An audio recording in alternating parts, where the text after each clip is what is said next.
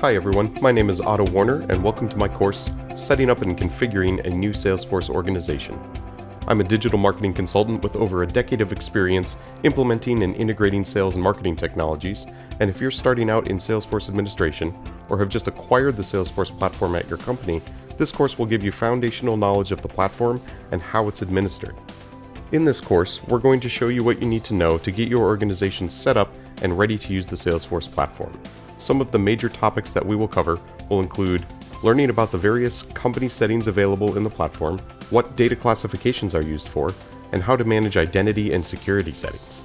By the end of this course, you'll know how to configure the basic settings required to get your company started in the Salesforce platform. We suggest logging into your own Salesforce instance and following along with the course to help familiarize yourself with the platform.